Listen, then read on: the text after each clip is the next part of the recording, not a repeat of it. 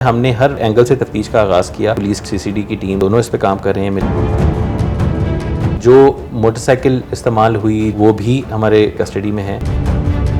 PTI कारकुन अब्दुल्ला ताहिर कत्ल की तफ्तीश कहां तक पहुंची? कितने अफराद को हिरासत में लिया गया है? निशान साहब ये बताइएगा कि पीटीआई का कारकुन अब्दुल्ला ताहिर निजी क्लिनिक में कत्ल कर दिया जाता है। ये हमलावर कौन थे, किस तरह दाखिल हुए और अभी तक कुछ पता चल सका कि इसके पीछे कौन मरकज़ी किरदार था? इनिशियली जिस तरह से आपको पता है इन्फॉर्मेशन आई कि 5 लोग आए, नामालूम लोग थे और उन्होंने गोलियां चलाई जिससे उनकी डेथ हुई और वो जो एक जो है वो ज़ख्मी भी हुए। तो उसमें जो है हमने हर एंगल से तफ्तीश का आगाज़ किया। इसमें हमारी पुलिस की टीम, सीसीडी की टीम जो है, हम दोनों इस पे काम कर रहे हैं, मिलके काम कर रहे हैं और कुछ सस्पेक्ट्स हमारे पास अभी कस्टडी में हैं। इनका जो एक पुरानी, क्योंकि इनकी दुश्मनियाँ थीं कुछ लोगों के साथ, हमने उस एंगल से भी तफ्तीश शुरू की। जो मोटरसाइकिल इस्तेमाल हुई, जो गाड़ी इस्तेमाल हुई, वो भी अभी हमारे पुलिस टीम्स के पास आ चुकी हैं।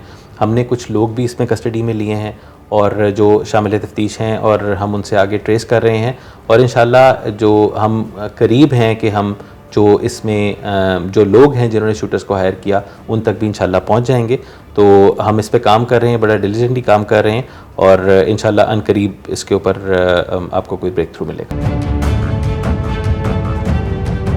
सीसीडी और इन्वेस्टिगेशन पुलिस मिलकर काम कर रहे हैं, तो कितनी टीमें आप लोगों ने तश्कील दी हैं और फिर क्या लगता है कि कितनी दिनों में ये केस सॉर्ट आउट हो जाएगा, चूँकि हाई प्रोफाइल केस बना हुआ है ये? जी बिल्कुल, आपने जिस तरह कहा वाकई ये बड़ा इंपॉर्टेंट केस था, अनफॉर्चुनेट था, ब्रॉड डे लाइट में हुआ था और इस पे फौरी तौर पे हमारी टीम्स भी, पुलिस की, सीसीडी की, मिलकर इस पर हमने काम शुरू किया और हमने काफ़ी सारे जो चीज़ें थी, जो अवेलेबल एविडेंस थी, चाहे वो सीसीटीवी कैमरास की फुटेज हो, जो उसके अलावा इनका जो पुराना जो दुश्मनी थी जितने भी लोगों के साथ थी उसको भी बीच में लेकर आए।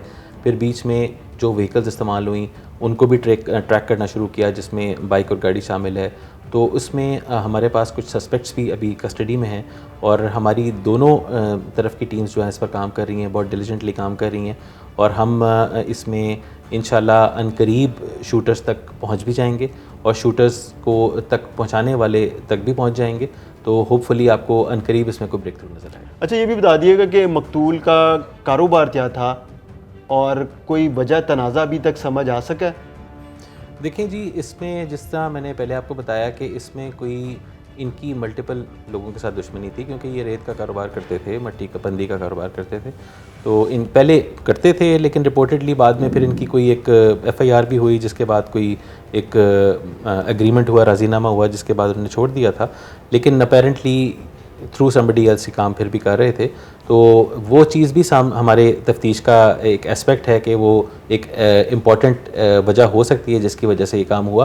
तो हम सारे इस एंगल्स के ऊपर तफ्तीश कर रहे हैं, ज़ाती दुश्मनी के ऊपर भी और मल्टीपल, सिर्फ एक जगह पर नहीं, मल्टीपल जो भी इनके मामलात थे मुख्तलिफ लोगों के साथ, उन तमाम एंगल्स पर तफ्तीश कर रहे हैं और इंशाल्लाह जो है हम काफ़ी करीब हैं। मैं आपको ये अश्योर कर सकता हूँ कि काफ़ी करीब हैं कि हम शूटर्स तक पहुँच जाएंगे इंशाल्लाह। और जिस तरह जो लोग आप लोगों ने जिनको हिरासत में लिया इस केस से मुतल्लिक, तो लगता है आपको कि इन लोगों की मदद से जल्द ये केस हल हो जाएगा? देखें जी, वो बिल्कुल हमारे पास जो लोग कस्टडी में हैं उनमें कुछ अहम लोग भी हैं, लेकिन मैं ज़रूर बताना चाहूँगा कि बिल्कुल वो जो लोग हैं उनसे हमें क्लूज़ मिले हैं और उन क्लूज़ पे हम काम कर रहे हैं।